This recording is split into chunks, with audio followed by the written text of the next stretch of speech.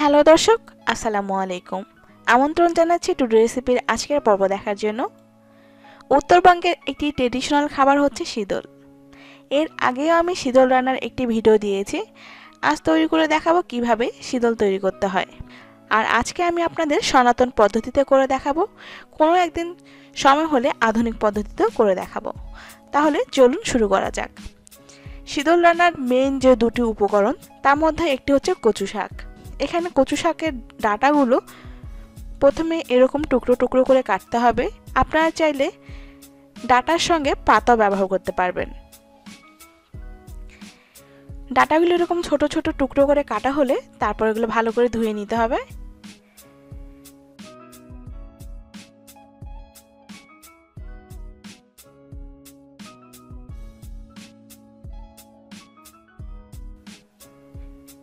এবং ধোয়ার পর রোদে শুকাতে হবে। আপনারা এই পার্টটি বাদ দিতে পারেন। এটা শুকালে হয় কি, শুটকির পরিমাণটা একটু কম লাগে আর এবং শীতলটা খেতে একটু ভালো হয়। আর শীতলটা সাধারণত শীতকালেই তৈরি করা হয়। এখন শীতকাল, এই শীতকালের রোদে আমরা একদিন কচু ডাঁটাগুলো শুকিয়ে নেব।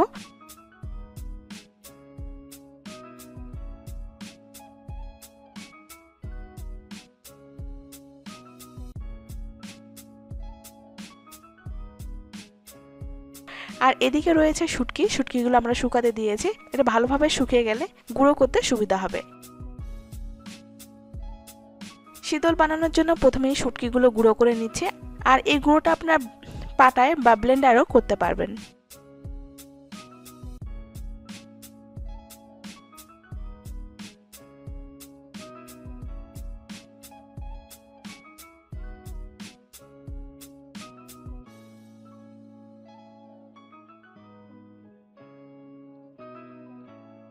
শুটকিগুলো গুঁড়ো করে হয়ে গেছে।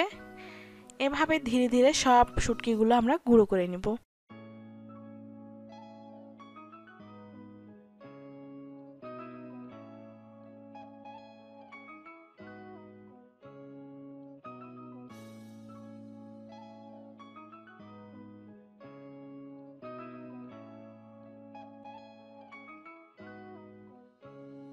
শুটকির গুঁড়োগুলো তুলে নিয়ে এখানে দিয়ে দিচ্ছে কচু শাক।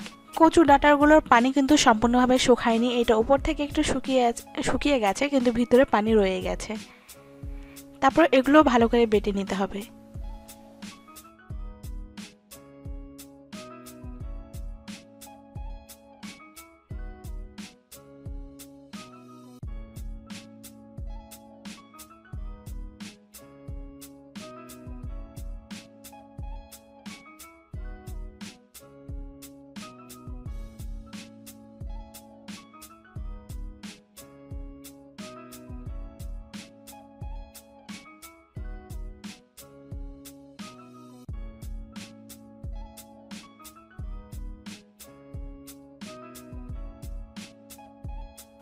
কচু ডাঁটাগুলো যখন অর্ধেক বাটা হয়ে যাবে তখন এর মধ্যে অ্যাড করব শুটকির গুঁড়োগুলো।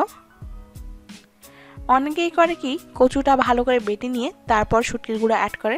আপনারা চাইলে সেটাও করতে পারবেন।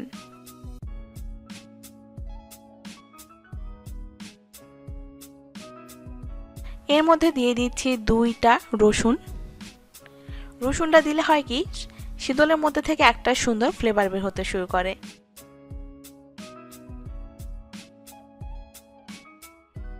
তারপর দিয়ে দিচ্ছি 3টা কাঁচামরিচ।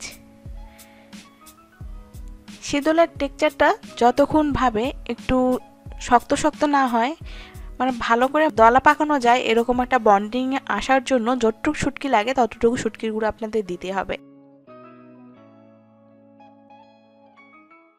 এখানে নিয়ে নিয়েছি তেল এবং হলুদ। এটা আপনার শীতলটা বানানোর 2 দিন শুকানোর পর এটা দিলেও হবে। আমরা এখনই আপনাদের দেখিয়ে দিচ্ছি।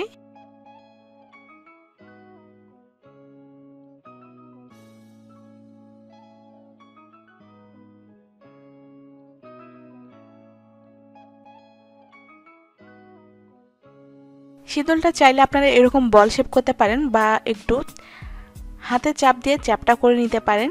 অনেকেই শীতল ছাইয়ের মধ্যে রাখে। আপনারা রাখলে এরকম গোল করে রাখতে পারবেন। আর যদি রোদে শুকাতে চান তাহলে এরকম একটু চ্যাপটা করে নেবেন, তাহলে শুকাতে একটু সুবিধা হবে।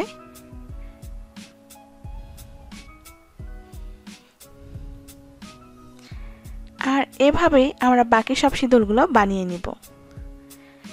আর এভাবে শীতল বানানোর পর ভালো করে রোদে শুকিয়ে নিব।